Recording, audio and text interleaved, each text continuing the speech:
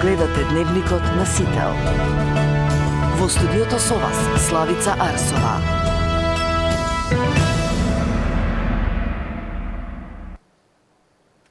Добро вечер и добре дојдовте. На почеток на Дневникот гледаме кои настани го одбележаа денот.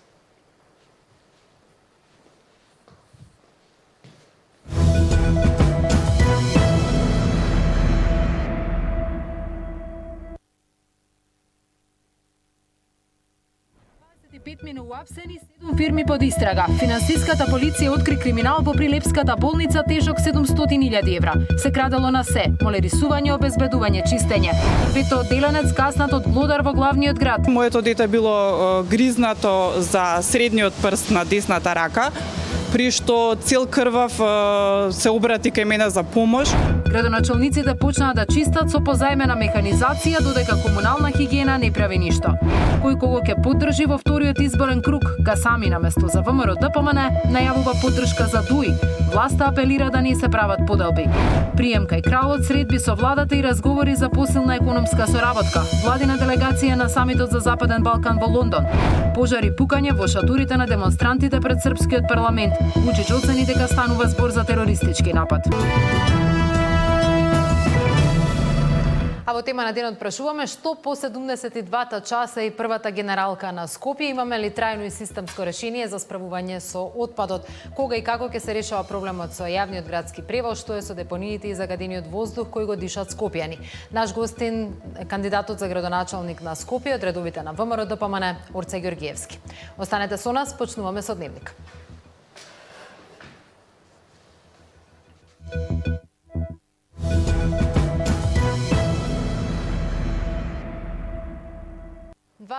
Пет лица се приведени во акција на финансиската полиција во Прилепската болница. Со истрагата која денеска се отвора, опфатени се и 7 фирми. Сомневањата се дека преку злоупотреби во јавните набавки за реновирање, чистење, обезбедување па и други сервиси го оштетиле буџетот на болницата за околу 700.000 евра. Детали има Тамара Дичовска. Речиси 700.000 евра. Толку тежат злоупотребите во Прилепската болница Борка Талевски, за кој обвинителството отвори истрага против 25 лица и 7 фирми. Во неа се опфатени поранишната директорка, раководни и вработени лица во болницата, како и управители на фирмите преку кои, според сомнежите, се изведувале сомнителни набавки и незаконски исплати. За 6 мина се бара притвор, за 19 се предложени мерки на предпазливост, а дел од фирмите ќе имаат забрана да учествуваат на јавни тендери. 9 лица ќе се гонат по скратена постапка. Се сомнича дека преку јавни набавки за услуги кои не биле извршени, осомничените создале шеми со кои за себе или за други лица прибавувале значителна имотна корист, а на болницата и нанеле сериозна финансиска штета. Осомничените, меѓу кои поранишната директорка, раководители и други вработени во болницата, но и управители на осомничените правни лица, преку постапки за јавни набавки, за сервис на моторни возила, чистење на работните простори, сервис на водоводна мрежа, молеро-фарбарски услуги, физичко обезбедување, реконструкција на инфективното оделение, односно преку неизвршување на договорените обврски и незаконски промени на налози за исплата, предизвикале вкупна штета на буџетот на болницата Борка Талевски од 42.726.978 денари, соопшти од обвинителството. Осомничените лица во текот на ноќта и денеска беа изведени пред Прилепскиот суд, откако финансиската полиција влезе во болницата по наредба на обвинителството за наводни злоупотреби. Тие се товарат за повеќе кривични дела, злоупотреба на постапка за јавен повик, проневера во службата, несовесно работење, злоупотреба на службената положба и овластување, фалсификување или уништување деловни книги и други дела за кои дел од осомничените обвинителството се уште ги испитува. Ова истрага доаѓа неколку месеци по претресите на 8 локации во Прилеп, спроведени во рамките на предистражната постапка. Сегашниот директор, откако ја презеде функцијата лани, неколку пати јавно изјави дека ја наследил болницата со долг од нешто над 190 милиони денари. Тамара Дичовска, Сител телевизија. Јавното обвинителство отвори истрага против 12 лица осомничени за лихварство и перење пари. 9 од нив се сомничат дека од 2022 година организирале криминална група која на физички лица им позајмувала пари со високи месечни камати од 5 до 15%, а потоа преку закани и притисоци го наплаќале долгот со имот или со готовина. Според обвинителството, групата преку фиктивни договори за заем и пренос на имот стекнала противправна имотна корист во големи размери. Тројца од осомничените се одговарат и за перење пари добиени од незаконските активности преку вложување во недвижности и во возила. Во акцијата се извршени повеќе претреси, при што се пронајдени документација, пари и телефони како доказан материјал. Обвинителството побарало и мерки на предпазливост за дел од осомничените со цел да се спречи нивно влијание врз светоци и уништување на докази. А судењето за случајот онкологија продолжи со сослушување на дел од пациентите кои биле лекувани од обвинетите доктори. Двајца од оштетените ги повлекоа своите искази против екс-директорот Нино Васев. Ќерка на почината пациентка која сведочеше во предметот онкологија рече дека нејзината фамилија не се чувствува како оштетена. Смета и дека не треба кривично да се гонат тројцата онколози, а обвинетиот Нино Васев го нарече Господ. Лекувањето на мојата мајка траеше 13 години. Таа не сакаше да прима хемотерапија за да не и падне косата. И за среќа лекувањето го продолжи кај доктор Нино Васев. И кај него примаше имунотерапија сите години. Имаше карцином од 5-та група и сите се чудеа како толку долго се лекува. Од кривичен прогон на онколозите се откаже и вториот сведок кој денеска беше повикан во судот. Според обвинителката Ана Гоговска-Јакимовска, не било невообичаено да слушне сведоштва кои се спротивни од обвинението. Адвокатите кои досега ги спореа предходните сведоштва, сега бараат обвинителството да повикува и други сведоци. Подобро да чуеме можеби уште неколку сведоци и повеќе сведоци. Од ова излезе неочекувано. Сведоците на обвинението станаа сведоци на одбраната. На судењето се изведуваат и материјални докази. Стотиците лекови кои при претресот наместо во болничката амбуланта биле во ладилник во кабинетот на Васев. Во случајот за несовесно лекување и тешки дела против здравјето на луѓето обвинети се онколозите Васев, Црвенкова и Јакимовски. Пешевска призна вина и доби условна казна. Зоран Јаневски, Сител телевизија.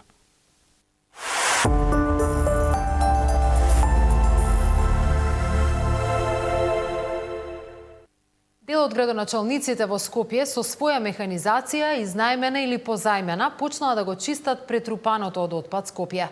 Но веќе почнаа и првите сериозни последици од тоа што градот се претвори во голема депонија. Скопјанка за Сител сведочи дека нејзиното дете било каснато од глушац додека се играло на игралиште со други деца. Обвинителството нареди истражни мерки, ЗЕЛС се состана, Арсовска повторно му пишуваше на Мицкоски, инспекциите влегува во комунална, а директорот никаде го нема. Мирјана Давидовска со детали. Заразите повеќе не се само закана. Скопје го има првиот случај што го вклучува здравствениот аларм. 10-годишно дете е гризнато од глушец на детско игралиште во Капиштец. За Сител, мајката на 5-то одделенецот раскажува како од детска игра нејзиниот син завршил на инфективната клиника. Инцидентот се случил по наставата, каде децата секојдневно се играле. На игралиштето претрчувале повеќе глувци и стаорци поради насобраниот смет во и околу контејнерите. Децата, не знаејќи за опасноста од глодарите, се впуштиле во спасувачка мисија на заглавен глушец. При играта затекнале доста глувци или стаорци, како и да ги нарекуваат, не знаеме за кој вид се работело. При тоа нашли еден кој што бил заглавен во грмушки, па детската игра се насочила кон тоа да му помогнат на малото суштество кое што нив им изгледало нели невино и мало и сладко и се тоа. При спасувањето, обидот за спасување, моето дете било гризнато за средниот прст на десната рака, при што цел крвав се обрати кај мене за помош, откако ми беше објаснета ситуацијата. Се обратив до матичните доктори кои што досега и не биле затекнати од ваква ситуација. Тие ме упатија на инфективната клиника. За среќа, моето дете ја има неодамна примено тетанус вакцината, па таа не ја прими. Поради тоа што убодот беше од мали заби, како што нарекуваат, предпоставуваат дека се работи за мало глувче. Поради тоа не му дадоа вакцина за беснило, но е покриен со антибиотска терапија во наредните 7 дена. Загрижената мајка апелира до институциите посериозно да пристапат на проблемот за да се спречат слични инциденти и зарази. Овие неколку дена, па да не кажам и повеќе недели, е преплавено во ѓубре. Моја предпоставка е дека глувците излегуваат од подрумите и од целата околина од зградите баш поради тоа што ѓубрето ги привлекува. Како што мојот син ми посочи, местото на игра на кое што биле децата е на речиси 2 метра од контејнерите и баш поради тоа било преплавено со овие глодари. Гледам дека денеска ситуацијата барем во општина Центар е малку подобра. Се надевам дека и другите општини ќе се исчистат така за да нема уште вакви инциденти. Нечистењето на ѓубрето во Скопје стана предмет и на истражните органи. Обвинителството од вчера издаде наредба за истражување на евентуално кривично дело во ЈП Комунална хигиена. Полицијата веќе прибавила документација од просториите на Комунална и од просториите на актуелната градоначалничка на Скопје. Под сомнение за сторени кривични дела поврзани со работењето на јавното комунално претпријатие Комунална хигиена и градоначалникот на град Скопје во врска со несобирањето на комуналниот отпад. Обезбедена е документација и се преземаат и дополнителни мерки и активности по насоки на ОЈО Скопје. Од Синдикатот на комуналните заедници реагираат дека се соочуваат со доцнење на платите, недостиг на возила и ресурси за работа, а за тоа директно го обвинија раководството на претпријатието. Одржале состанок со Суткос на кој, иако повикани, велат не дошол ниту директорот, ниту останатите од управниот одбор на ЈП Комунална хигиена. И покрај тоа што се доцни со исплатата на платите за септември, вработените редовно ги извршуваат своите задачи со ограничени ресурси.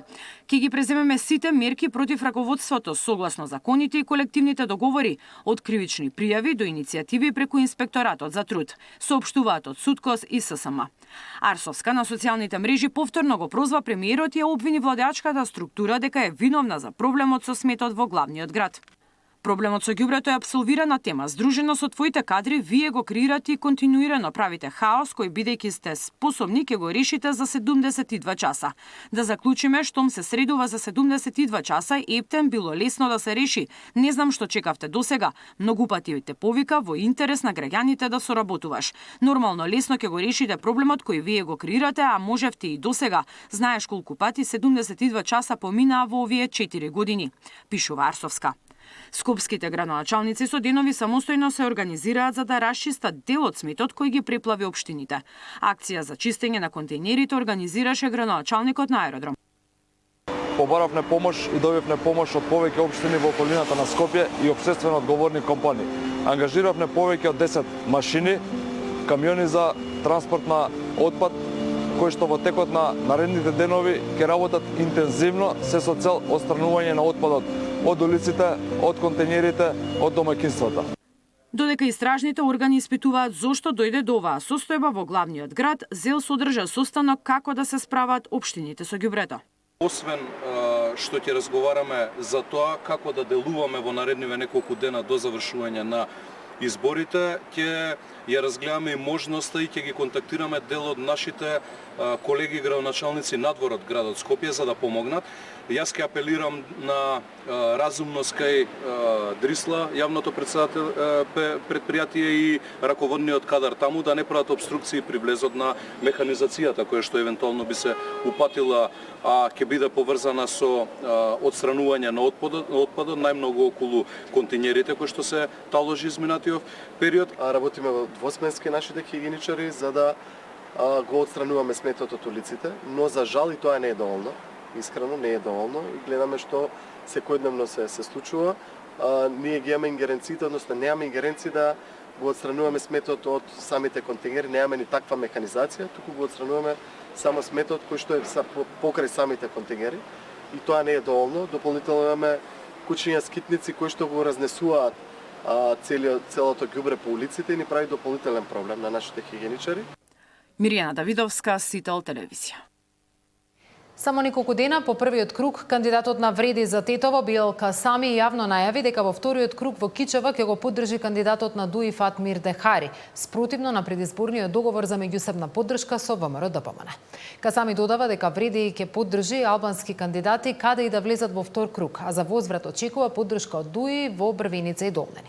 Сепак од Вреди испратија поинаков писмен став. Дехари со компрометирачките снимки не може да добие поддршка. Јавна поддршка за било кој кандидат велат дека е невозможно.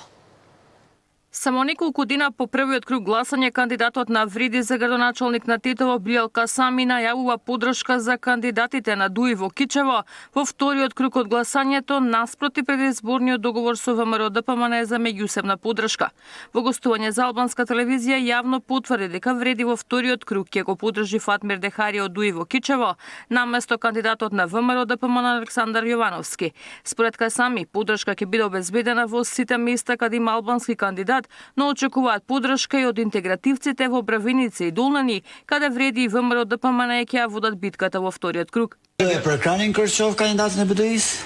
Посигуришне сина Крчов, сина калој кандидат, јоне да сина венда тјера не... Дома кудо ќе јаnë балјотаж, шqiptarët ju do bashkoheni me ta. Po unë besoj që edhe BDI po e bën të njëjtën sepse në Bërvenic është një komunë në afër Tetovës që ka shku kandidati i Vlenit me kandidatin e VMRO-s. Në Dollnen, që është një komunë në rrafshin e Pelagonis afër Prilepit, qytetit të Prilepit, kandidati i Vlenit me kandidatin e VMRO-s. Ne urojmë që edhe BDI të përka kandidatët tonë. Појасниот став на Касами, партискиот штаб на Вреди побрза со реакција за гласањето во Кичево, повикаа кичевчани сами да одлучеле. Гласовите ни ги имаме во джеб за да ги вадиме кога ќе посакаме. Ставот на нашиот кандидат за општина Кичево, Фатмир Лимани, беше јасен уште од почетокот на изборната трка. Оној што ќе влезе во вториот круг ќе биде поддржан.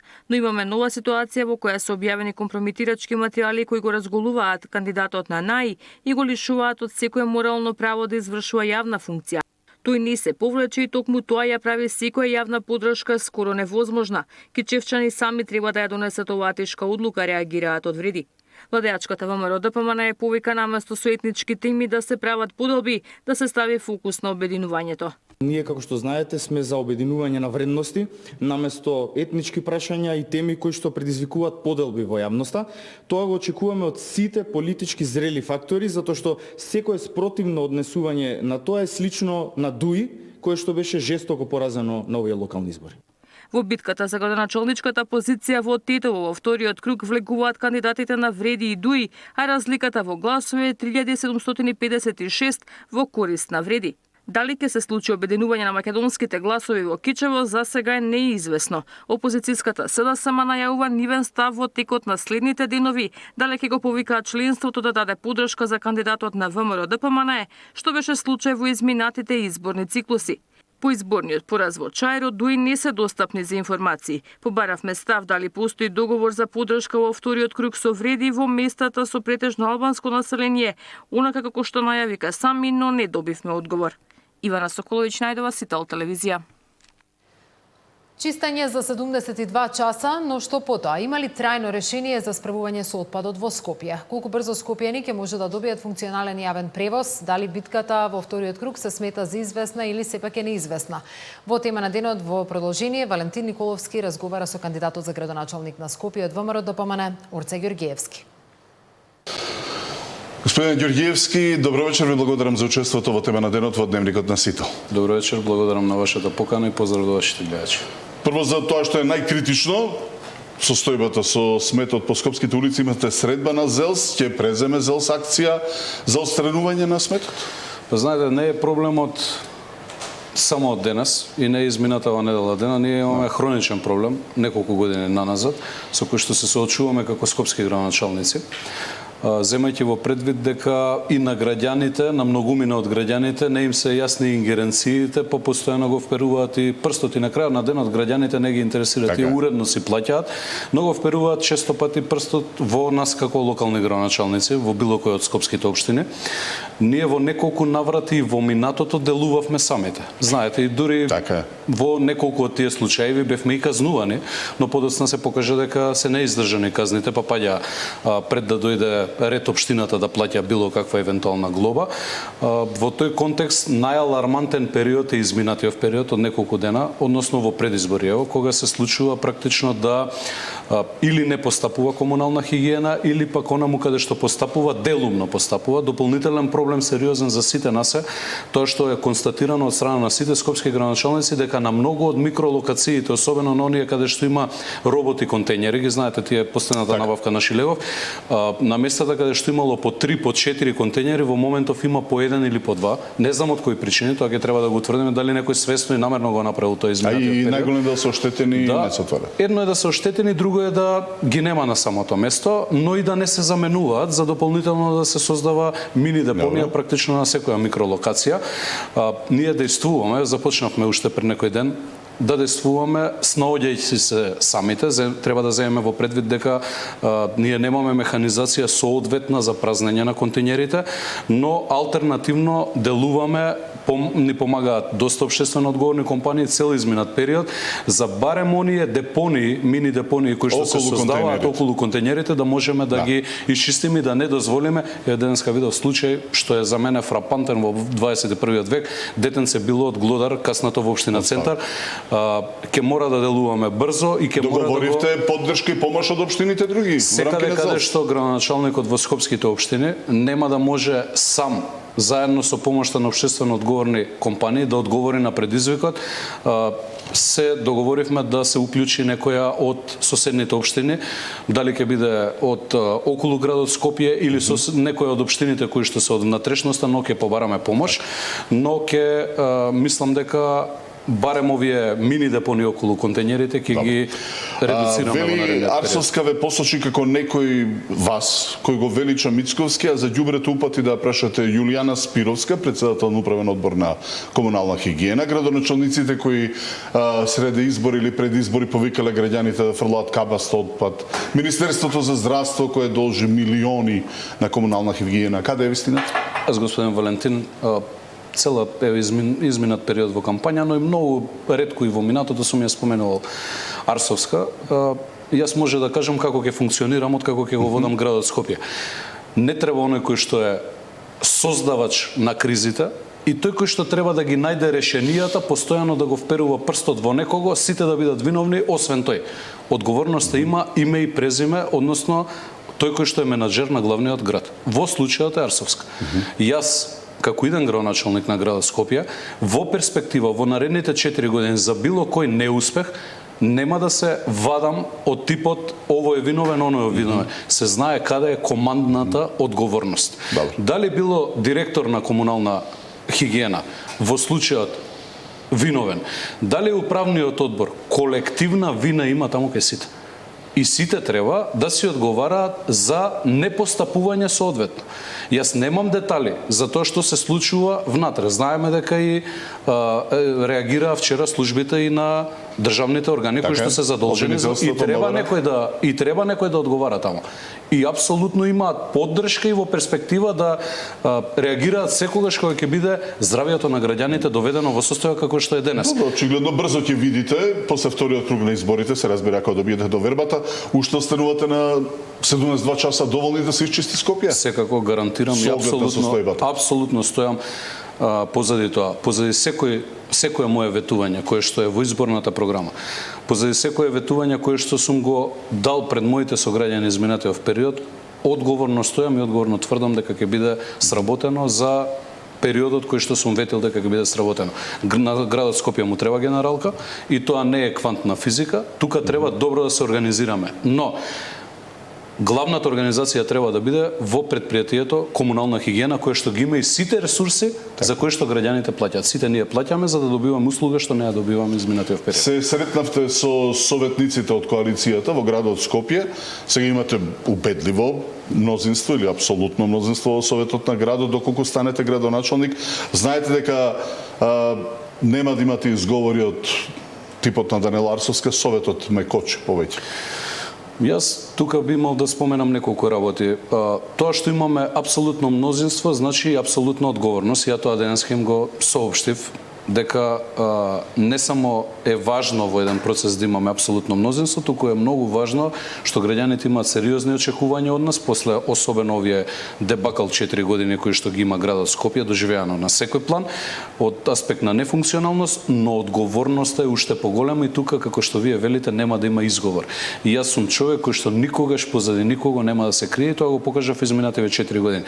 И јас повикав денес, но и така ќе функционирам. Во во Советот, освен нашето цврсто мнозинство, има партиципиенти од било која друга политичка партија. На сите ќе им биде подадена рака. Јас немам апсолутно проблем со тоа. Во кисела вода над 90% од одлуките ги гласа сите советници. Истото ќе го практикувам во градот Скопје. А што е потребно за тоа? Потребно е јавно и транспарентно, одговорно да работите во интерес на граѓаните. Мене нема да ми биде важно нешто да се заврши за мене лично. Затоа што јас 4 години го поминав мандатот во кисела вода, работејќи за народот, и затоа имам поддршката која што имам, а верувам ќе биде посилна во вториот круг. Исто ќе биде и во градот Скопје. И во услови кога вие, освен некој ако не сака да се затвори во својата политичка матрица и по секоја цена. Добро, сега можно видовме во овие 4 години да не се оди контра, тогаш не гледам причина да во наредните 4 години ние акламативно не добиваме доверба, односно поддршка од советниците, затоа што ние ќе работиме на проекти. Спроти вториот круг од изборите, од кого очекувате поддршка со оглед дека некако вреди игра топло-ладно во општината? Јас очекувам од сите скопјани.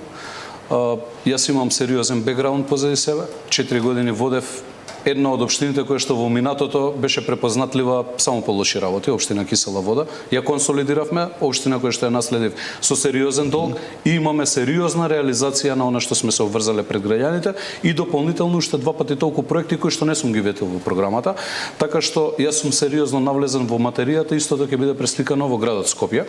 Што се однесува на политичката поддршка од страна на нашите коалициони партнери, секако дека од оние кои што ни се во коалицијата внатре, зборам ВМРО, ДПМН и коалицијата. Вреди, знам, зборуваме сега башка? Да, но и вреди и знам ми дадоа веќе поддршка, така што ние имаме сериозен пристап, имаме одговорно водење и носење на политики, така мислам дека ќе функционираме. Ќе биде ли Башким Бакију заменик градоначалник за да забетонирате соработката и поддршката во вториот круг? Башким Бакију е одличен човек, кој што не може да биде заменик градоначалник, затоа што заменик градоначалник мора да биде некој од членовите на Советот, но не сум размислил уште на ова прашање, како што не сум утврдил уште ништо поврзано со кадровите решенија во детали, тоа добро. Допрва ќе го решаме. Малку за проектите. Зборувам за оние сериозни проекти. Најавивте кружни текови кај Лимак, кај подвозникот зградата МОН. Дали подземната улица, што беше должност на Лимак, е функционална, изградена? Дали сте провериле? Јас сум бил неколку пати таму, на моје огромно задоволство и на вистина сериозен проект изработен таму. Она што е мој најсериозен предизвик, освен да ги завршам овие неколку, 4 конкретно проекти, Љубљанска, Михајло Апостолски мостот, булеварот Борис Трајковски и клучката кај Момин поток, кои што мораме конечно да ги завршиме после повеќе децении народот кој што живее во хаос во таа околина таму. Фокус ќе ми биде и да оставам сериозен трак од моето раководење со градот Скопје и шансата која што ќе ми ја дадат и довербата граѓаните, верувам поубедливо, повторно ќе кажам, во вториот круг.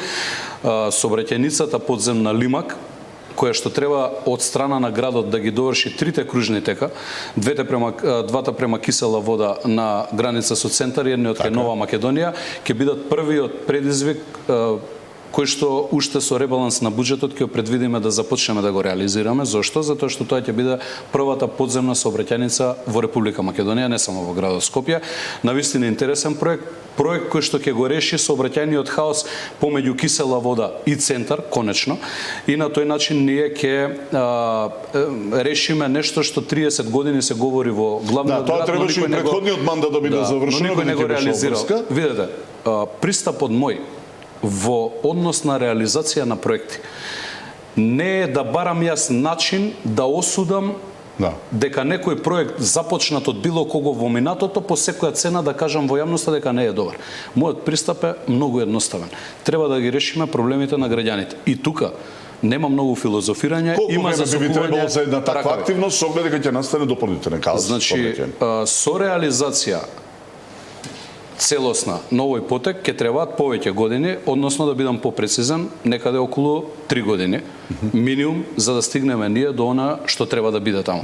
Подземниот потек е решен. Потребно е таму само струјата да се среди и да се асфалтираат 6 ленти. Таму има 8 ленти, но 6 се автомобилски, 2 се во средината за автобуси. А што ќе се случува со пречистителната станица за која ќе продолжи да се реализира, ќе продолжи да се реализира со многу позабрзано темпо, исто како за 4 проекти кои што ги споменав.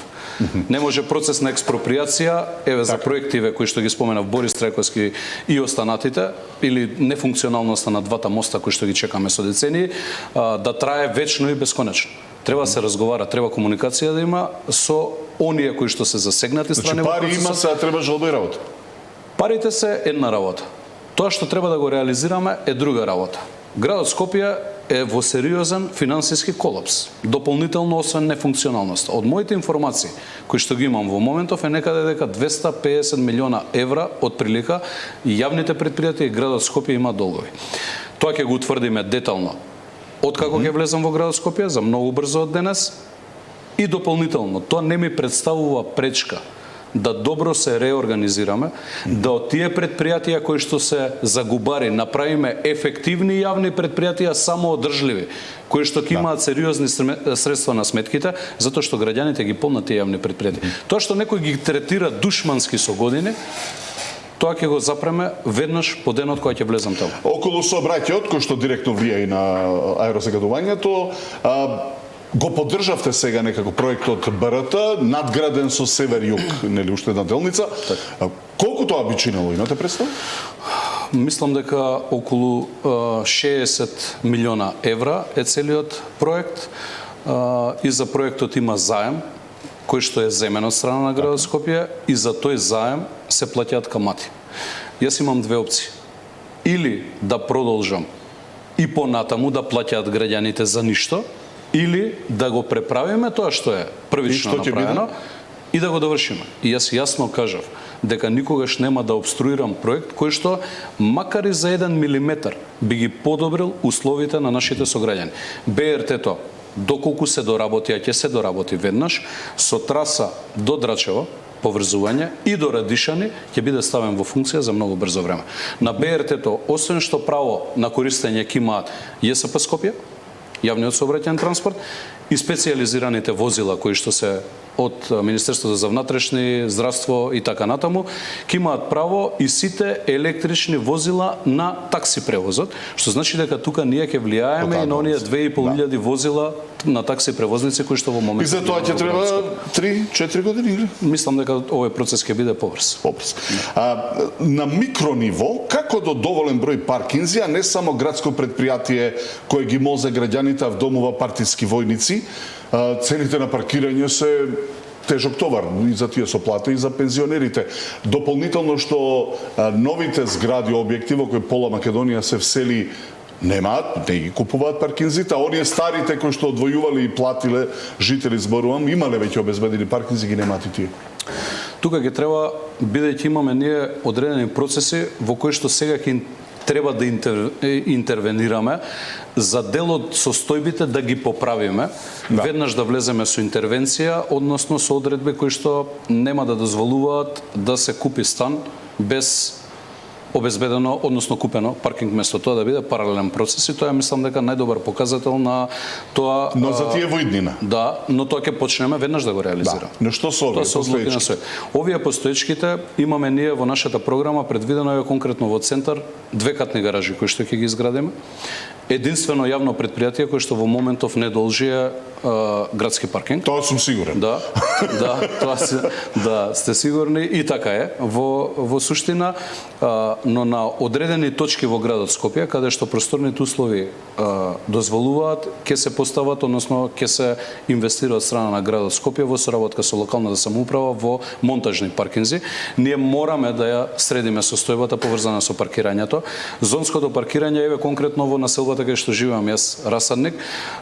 Знаете, некогаш и комодитетот на граѓаните оди до тој степен да не ги користат своите паркиралишта кои што ги имаат под во зградата, во рамки на нивните гаражи, но ние ако сакаме да изградиме систем, во системот мораме сите да бидеме. Добро, мора да се разграничи, мора секој да си ја преземе одговорност. Мора градот да има одговорност, и јавните предпријатија, и јас ќе имам најголема одговорност, но ќе имаат одговорност и граѓаните. Зошто тоа го велам? Валентин, само ако дозволиш една секунда.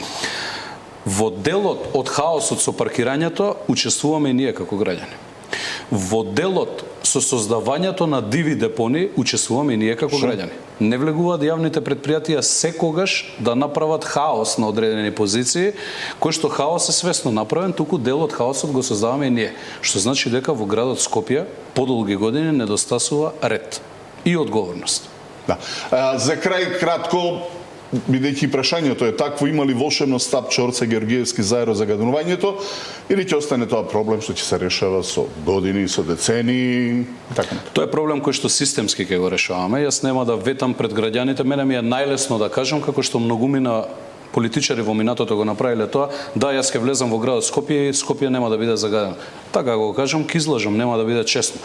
Ние треба системски да го решаваме. Процесот предвидува зголемување на мрежата на топлификација. Ние имаме згради во центар, домаќинства кои што не се поврзани на градската топлификација. Имаме во аеродром. Ние во Кисела Вода имавме многу успешна соработка со актуелниот Петар Милетич, градоначалник на, односно се извинувам, директор на предпријатието кој што е задолжено за тоа. Одлична соработка 11 октомври бараки и постоечките згради, но приклучуваме, оставаме можност да се приклучат и активните домаќинства на мрежата, што значи дека ќе одиме со систем кој што подразбира на драстично ширење на мрежата и опфат што поголем, чистење на депониите.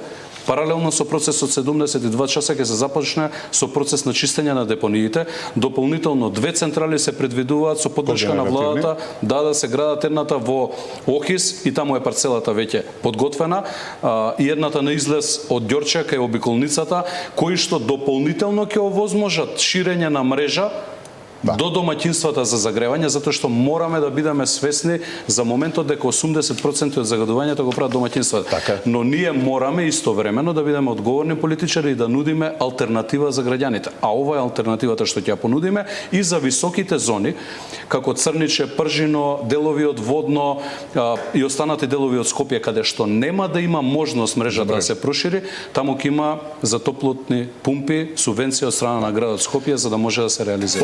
Георгиевски, гостин во тема на денот. Благодарам. Ме беше чест.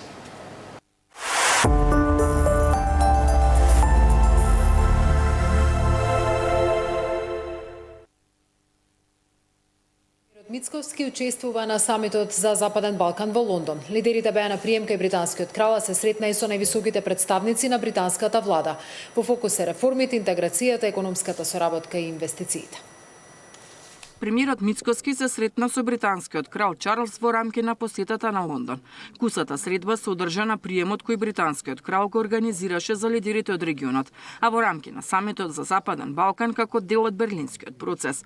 Средбата беше искрена и содржајна. Разговаравме за пријателството помеѓу нашите земји, за стабилноста, развојот и заштитата на природата, области на кои кралот со години им посветува големо внимание.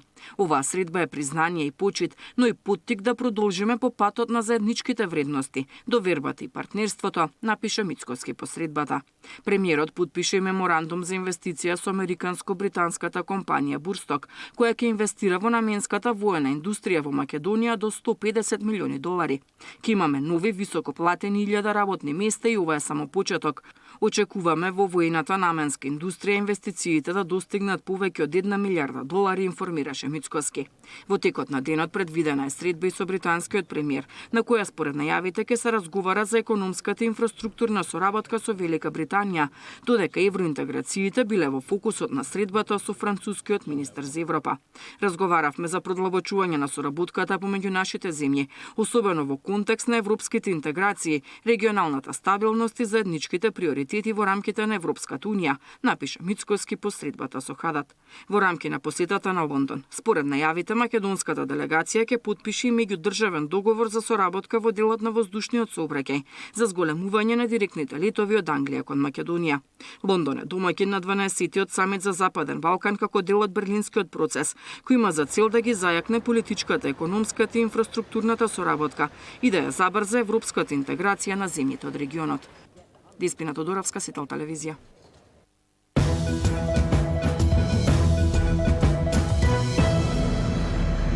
Пред српскиот парламент во Белград